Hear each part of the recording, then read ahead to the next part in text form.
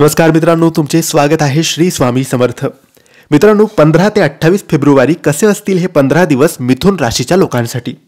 मिथुन राशीच्या लोकांसोबत कोणत्या गोष्टी होतील, कोणत्या गोष्टी नाही होणार, त्यांनी काय करावे, काय नाही करावे याबद्दल थोडक्यात सविस्तर माहिती आपण जाणून घेणार आहोत.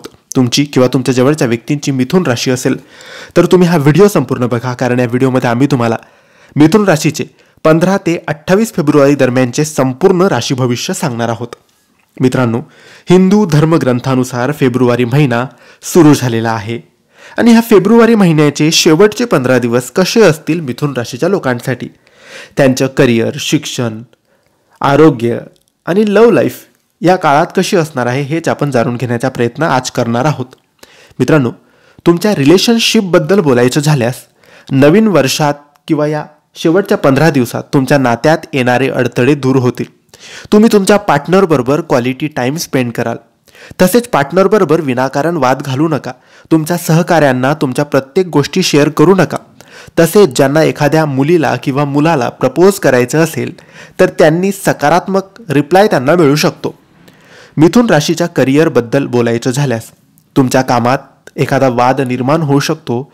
या वादात तुम्ही अडकू नका किंवा त्यामध्ये पडू नका, अन्यथा तुम्ही त्यात जास्त अडकू शकतात. तसेच जे IT प्रोफेशनल्स आहेत त्यांना बाहेरगावी जाण्याची संधी मिळू शकते. तुमचे संवाद कौशल्य क्षमता खूप उपयोगी येईल. तसेच तुमच्या व्यवसायात नवीन पार्टनर तुम्हाला मिळू शकतो. मिथुन राशीच्या आर्थिक बाबतीत बोलायचं झाल्यास तुम्ही तुमच्या पैशाच्या बाबतीत फोकस असण्याची गरज आहे. तसेच तुमच्या खर्चावर नियंत्रण ठेवण्याचा प्रयत्न करा. हा आठवडा हे 15 दिवस long term financial goal set करण्यासाठी फार चांगला आहे. घाई गडबडीत कोणत्याही वस्तूची खरेदी करू नका. भविष्यासाठी पैशाची गुंतवणूक करून ठेवा. मिथुन राशीच्या लोकांच्या आरोग्याच्या बाबतीत बोलायचं झाल्यास तुम्ही नियमित व्यायाम करण्याची गरज आहे. याचा तुम्ही एकूण व्यक्तिमत्वावर तुमचा सकारात्मक परिणाम होईल. तसेच तुमच्या मानसिक आरोग्याची देखील काळजी घेणं खूप महत्त्वाचं आहे.